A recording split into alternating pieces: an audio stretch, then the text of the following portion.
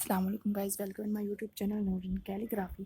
تو گائز آج ہم لوگ سبق نمبر 10 ماحول بچائیے اس کو سمجھیں گے۔ میں آپ پھر سے وہی چیز ریپیٹ کرنا چاہوں گی کہ میری ویڈیو 5 منٹ کی ہوگی، اس کا ایکسپلین میں صرف 5 منٹ میں کر دوں گی، لیکن آپ اس ویڈیو کو پورا دیکھیے گا تاکہ یہ چیپٹر اچھے سمجھ میں آئے اور آپ کو پھر اس سے کوشچن آنسرس کرنے میں پرابلم نہیں ہوگی اور نہ یاد کرتے ٹائم پرابلم ہوگی۔ صرف 5 منٹ آپ اس ویڈیو کو پورا سن لیجیے گا تاکہ آپ اس کو اچھے سے سمجھ سکیں۔ اور اگر اچھی لگے آپ کو میری ویڈیو تو پلیز لائک بھی کر دیجیے گا، اور اگر آپ نے میرا چینل ابھی تک سبسکرائب نہیں کیا ہو تو پلیز گائز سبسکرائب بھی ضرور کر دیجیے گا۔ چلیے ہم اسٹارٹ کرتے ہیں آج کا چیپٹر، سبق نمبر 10 ماحول بچائیے۔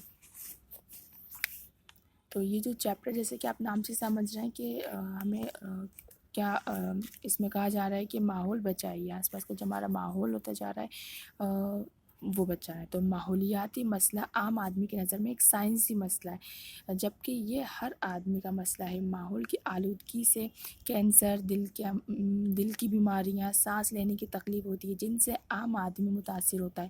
موسموں کا چلن بگڑ گیا، برسات کی جھڑیاں ختم ہو گئی، دریاؤں کا پانی گدلا، کنوؤں کا پانی زہریلا ہو گیا، ہوا میں آلودگی آ گئی۔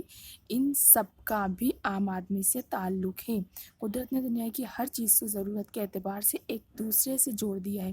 یہاں ہر ایک چیز دوسری چیز کو متاثر کرتی ہے۔ اس آپسی تعلق کو سمجھنے اور سمجھانے کا نام ماحولیاتی سائنس ہے۔ آبادی کے بڑھنے کا دباؤ قدرتی وسائل پر بڑھا، قدرتی وسائل پر دوسرا دباؤ صنعتی انقلاب سے پڑا۔ کاغذ بنانے کے کارخانوں کی وجہ سے جنگلات کٹ گئے، دھات نکالنے کے لیے کان کنی اتنی ہو گئی کہ زمین بنجر ہو گئی ہے۔ انسان کی اہم ترین ساتھی زمین، ہوا، پانی، جنگلات اور دیگر جاندار ہیں، یہی اس کا ماحول کہلاتی ہیں۔ ان سب کا آپس میں ایک دوسرے سے گہرا تعلق ہے۔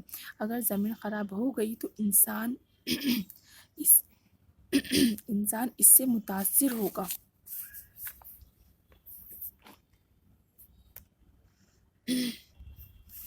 اگر انسان اس کو بگاڑے گا تو زمین خراب ہوگی، انسان جنگلوں کی کٹائی کرے گا تو بارش کم ہوگی، فیکٹریوں اور کارخانوں کے دھوئیں سے ماحول آلودہ ہوگا، ہوا میں دھواں اور زہریلی گیس شامل ہو کر ہوا کو خراب کرے گی، تیزابی بارش سے پیڑ پودوں اور جانداروں کو نقصان پہنچے گا، موٹر گاڑیوں سے نکلنے والی کثافت سے ہوا متاثر ہوگی، کارخانوں سے نکلنے والے فضلہ سے پانی اور زمین خراب ہوگی۔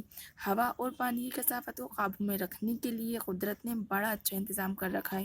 جنگلات یہ کام بخوبی انجام دیتے ہیں، ہوا کی آلودگی کی درخواست اور دیگر پودے جذب کر لیتے ہیں۔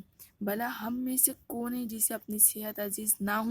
اگر ہم کو اپنی صحت پیاری ہے اور اپنے ننھے منھے مسکراتے بچوں کو صحت مند فضا مہیا کرتی ہے تو ہمیں یہ بے حسی اور لاپرواہی چھوڑنی ہوگی، ورنہ یقین کریں کہ ہم اپنے معصوم بچوں کو ورثے میں ایک ایسی زہریلی فضا اور ماحول دیں گے جس میں وہ کبھی مسکرا نہ سکیں گے اور شاید اگلی نسل کی مسکراہٹ تو دیکھ بھی نہ سکیں گے۔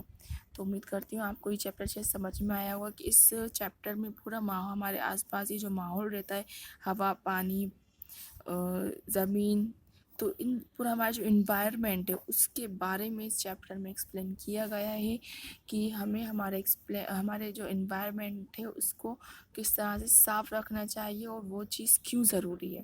تو امید کرتی ہوں آپ کو اچھے سمجھ میں آیا ہوگا، اور اگر آپ کچھ بھی ڈاؤٹ ہے تو آپ مجھ سے کمنٹ باکس میں میسج کر کے پوچھ سکتے ہیں، اور اگر آپ نے ابھی میرا چینل سبسکرائب نہیں کیا ہو تو please guys subscribe my channel.